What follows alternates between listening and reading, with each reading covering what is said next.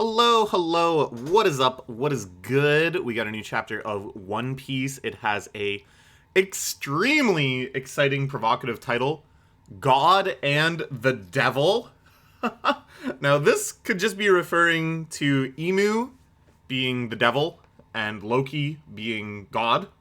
It could be the opposite, where Emu sees himself as the god of the world and Loki is the devil, the antagonist of God.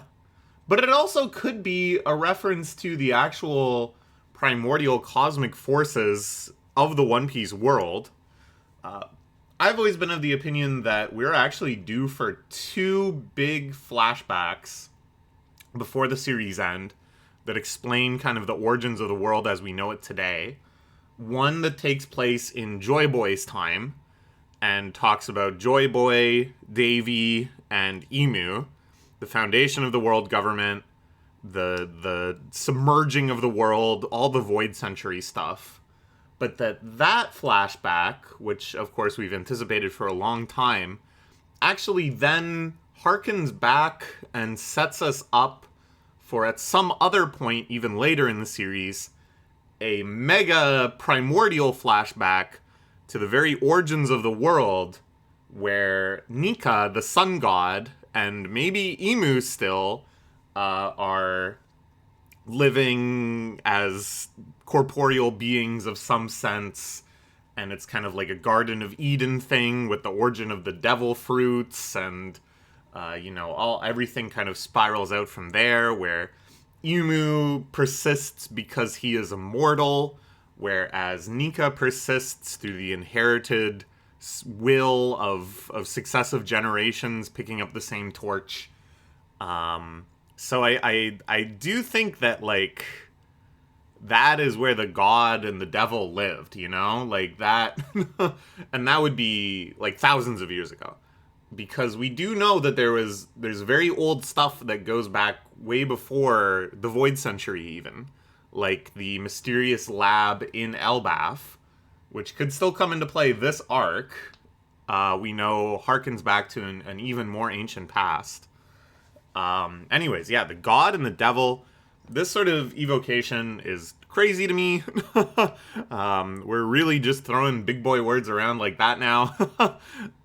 Let's read. Let's see what happens. We got a very cute cover. Our girl Carrot. We love to see Carrot. We all rock with Carrot. She's great. Walking over pan sharks lined up in the sea. Very fun. She seems to be heading from some carrot type island. Ninjin Park. I think that's Carrot. Is it? Well, onion is something like that. I don't know. I'm not able to remember the names of vegetables right now. I'm too excited. Okay. All right. The showdown between two of the craziest characters in this arc, Loki and Emu. He died at age 144, but giants lived to 300 years naturally. It wasn't his time to go yet, so I take it you're the one who manipulated and killed my father. The one who suffered the greatest setback was Mu. Okay. He's about to bring his hammer down. So fast. Emu's woolly head will spin.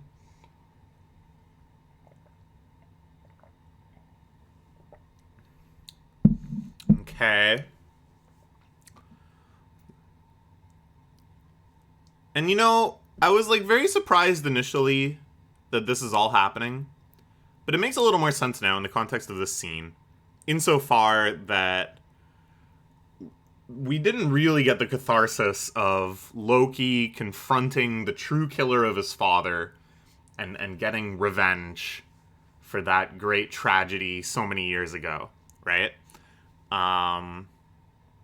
Smashing Gunko. He doesn't know who the hell Gunko is. He doesn't know what's going on. He just knows these are the guys that are antagonizing Elbaf now. Only until Emu said that. He didn't really put the pieces together that this is also the cause of his father's behavior all those years ago. Interesting here, too. The big sword. I'm still a big sword truther. That something's gonna come from this big sword, let me tell you. Okay. I love this. The hammer popping out the little squirrel face during the attack. That's sick nasty. Uh, Again, I am also a Loki joins the crew truther. I'm still convinced that that is going to happen. And seeing these little bits of like charm and personality and getting glimpses of other dimensions of him, that he has this silly squirrel sidekick, I think really indicate kind of how it's going to be when it comes time to have him in the crew. Crazy shot here. The hammer flying down. Emu's omen flying up. Blasting each other. An attack of perhaps unprecedented magnitude. This clash. Up there at least with some of the shit we were seeing during God Valley. This really does show that Loki is like unfathomably crazy strong, right? Because Emu was annihilating everybody else, and Loki is able to deflect and go on par with what seems to be Emu's like biggest attack yet. This huge blast of Omen. He blocked that. What are those black flames? What powers do you have? Omen is my military might.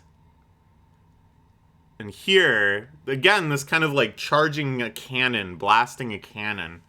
It's all very like weaponized. It's all very military, yeah, as he says here. It's like when he was summoning like the guns and cannons through Gunko, it really gets a feeling of like, you know, when we go back to these primordial forces, that Emu is in part like the god of war, the god of militarization and weapons of war and stuff like that. Omen is my military might.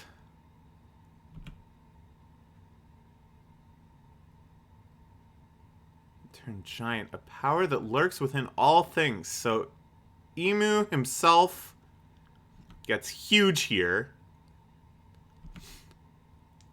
A size not quite as big as Loki, but huge. Now this is a very interesting line. A power that lurks within all things. Because we saw... I'm still convinced. I'm still sort of convinced. I don't know, I go back and forth on it. Where it's like, maybe the Gum Gum fruit is not the Nika Nika fruit. Maybe every fruit is the Nika Nika fruit. And that Emu, like, trapped the soul of Nika in all of the devil fruits. And that was, like, Emu's way to try to seal away Nika. But then, of course, Nika, with this boundless, unstoppable joy of life, keeps recurring in all these fruits again and again and again, and it never goes away. Because Luffy turns huge when he's in Gear 5, and it doesn't really seem like it has anything to do with the actual powers of Nika or the powers of Gear 5. He's just capable of becoming huge. And I don't know, like... I'm trying to think. I think there's other examples. None that are coming to mind. But big dudes are always powerful. And generally speaking... Well, not all big dudes are powerful, and not all powerful dudes are big. But there's certainly a big correlation between big dudes and power. And most of the big dudes have no reason for being big. They're just big. So is this some hint? Some latent understanding? I don't know. Okay, anyways, they keep fighting. Clashing, seeming equally matched. But Emu able to maneuver around. Oh my god. Bro... Blade of Judgment Nemesis. Holy crap. That's gnarly. That's nasty. Oh shit. Very cool little fight scene. Not very long, but damn. Power so lusted after is too easily gained. Corruption. choosing servitude out of self-interest, covenants, and the envy that seeks to achieve one's goals, the power of omen. These form the Trinity. Okay, Loki gets back up. He goes to swing the hammer again, but I think he is outclassed here. So this is kind of interesting. It's implying that, like, the covenants and the corruption, the demonification and stuff is taking advantage of a natural lust for power. It's not creating something new within them, but it is just feeding off the innate lust for power and providing that power in such ample reserves that they just kind of lose their mind. That's quite interesting. And it explains, too, because when people got Domi Reversied, they still showed a lot of their original personality. You know? Like, they didn't act like zombies. They didn't act totally different. They just felt these overwhelming urges and ideas that they couldn't help but act upon. But they still, like, they had glimmers of humanity, you know, that prod through. It's like an imperfect brainwashing or hypnotizing or whatever. But then also just, even when they were, like, fully hypnotized and doing the workings of Emu, they still kind of acted like themselves and, like, knew things that they did in the past. So it's for the trinity of what we call domination. This is the Domi Reversi. Shall I give you the power of God to step beyond all out others? Oh shit, I like this a lot. Slamming the hammer down, getting one good hit in, bringing the battle, giving himself a little bit of relief. Big explosions. Not as big as before, because it wasn't two attacks clashing, but instead Loki finally getting one good hit in. Now, this is very interesting. Your power is God's domination. I think you mean a contract with the devil. God, devil, what is the difference? Whoa!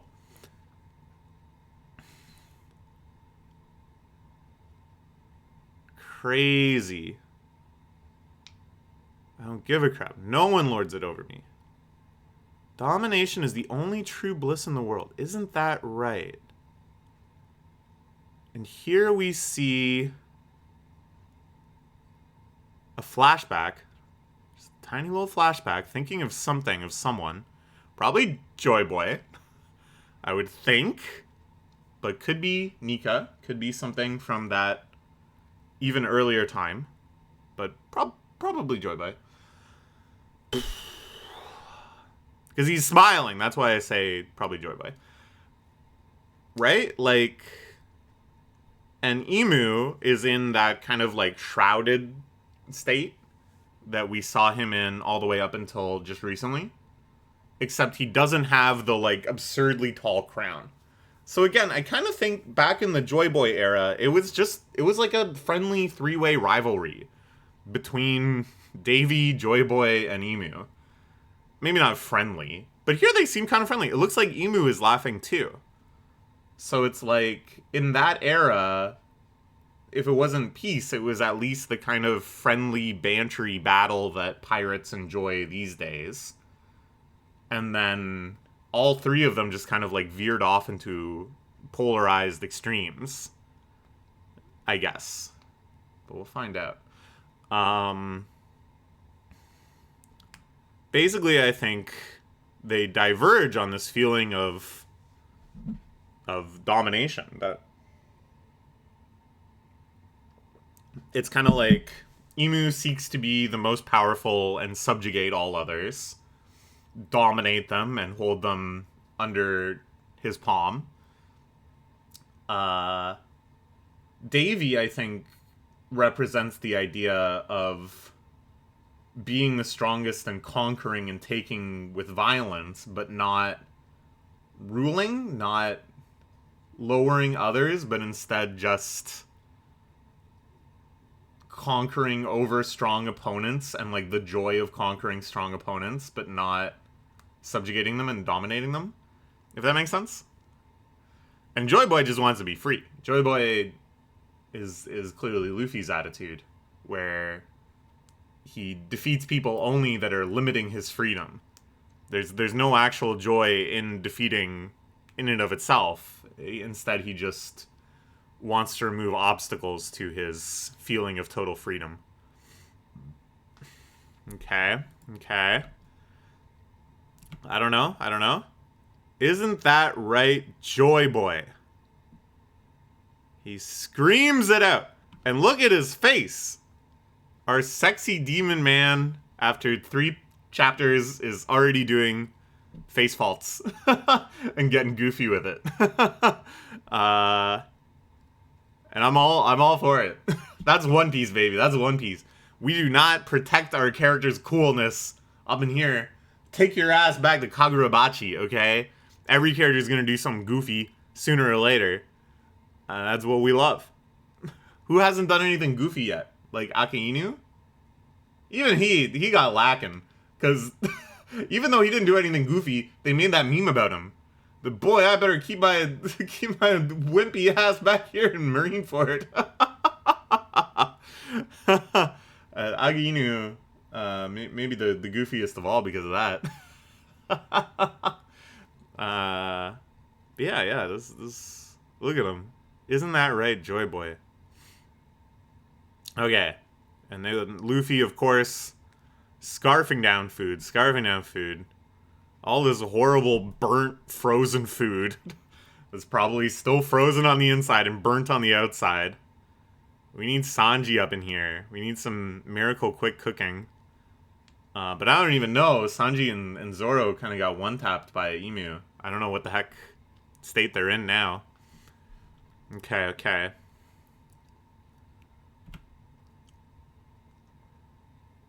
Alright. I like this. Loki gets another good hit on Emu. Now, it seems like Emu, even though his, like, full body is here, he was, like, coughing up blood when he teleported in. He was like, we don't have much time. He was running around trying to do all this shit really quick. It doesn't seem like he's at full power, and it doesn't seem like he can just fight forever like this, that he has to, like, apparate back to Marineford at some point, probably. Or not Marineford, Marijois. So I'm not gonna be like, oh yeah, this is all he's got. He's no tough shakes. Because I'm sure when the true final battle with Emu approaches, he will reveal all sorts of other forms and tricks and powers and stuff.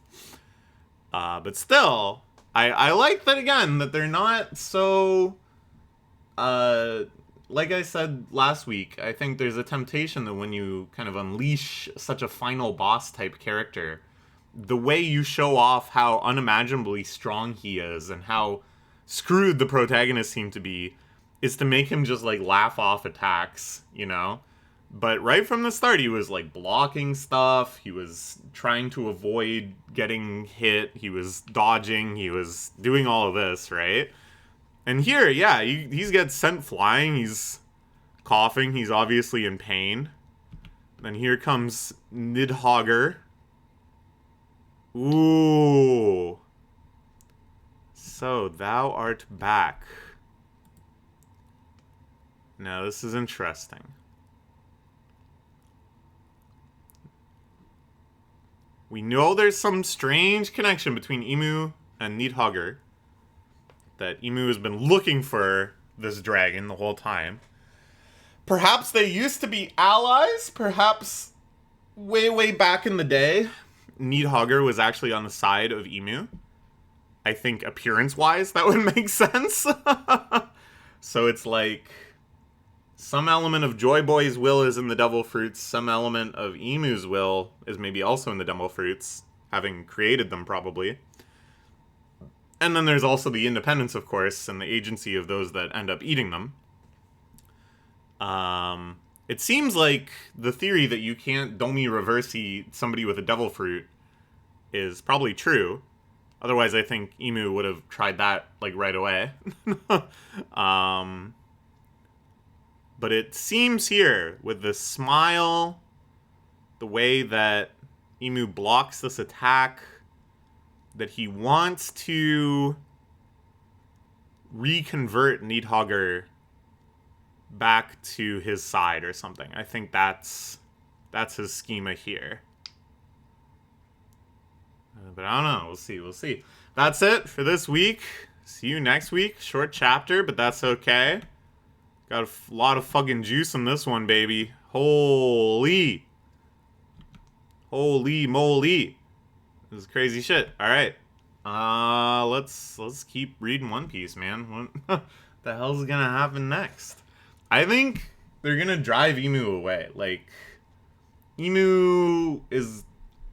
I could see something like Emu actually is able to Domi Reversi Nidhogger, even though I just said I don't think he can Domi Reversi people that have Devil Fruits. It also could be, now that we understand that it's like you give them unimaginable strength and then they just like freak out, it could be that people that already feel like they've attained enough strength are immune to it.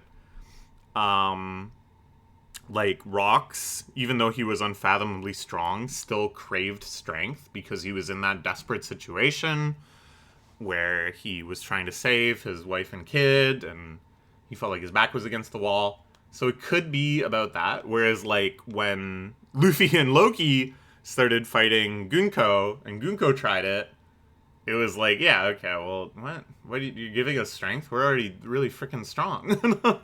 It could be something like that. I don't know. Either way, I could see something happen where Emu is able to convert Nidhogger and then fly away, and that's like setting up a potential future enemy that Loki, they're actually gonna have to fight against Loki. Because they've kind of teased this idea that Luffy and Loki are gonna fight. That was something that we thought might happen right at the start. Then they started teasing this idea that Loki might join the crew. And I think this is a way to kind of get all of that at once. Loki is an enemy for a bit. Luffy has to fight him, bust him out of the brainwashing, and then he joins the crew. I don't know. But basically it's like, I don't think they're gonna fight Emu to the end here, obviously. At some point Emu is gonna retreat. But I don't think it'll be like a unilateral defeat for Emu either. If they just manage to retreat and take the rest of the Holy Knights and stuff, we're basically just back to where we started, right? So I think Emu will gain something from this encounter. Maybe it's not Loki, maybe it's some other weapon. Maybe Emu pulls the big sword out of the island and is like, this is the real reason I'm here. It's the big sword. Y'all know about the big sword? Y'all know about what's going on in the astral lair? Okay, bye-bye. I've dealt with you enough. I know you're here now. I'm gonna go up to the astral lair. The astral world. That's where the real thing is. I'm gonna go get Travis Scott up there in Astral World. I don't know. But I think it makes narrative sense to me that like Emu has to gain something but not win. And then, you know, Elbaf also gets the win of like no longer being under attack. And then we can move in on the next things that happen in this arc. But this is getting crazy, man. It's getting pretty Ragnarok-ish. I swear to God, though, they this drawing of the big explosion next to the big sword. I'm still such a true believer, cause like they're emphasizing at once that this is an unprecedentedly huge attack. It's massive. It's an explosion that's taking up such a huge chunk of the tree, but it's not as big as the big sword. It couldn't be clearer. The big sword is gonna... We're gonna see Joy Boy in a flashback being 8,000 feet tall, swinging that shit around with his tiny little pet elephant, going hee hee ha ha. Alright. That's all for now. See you next week.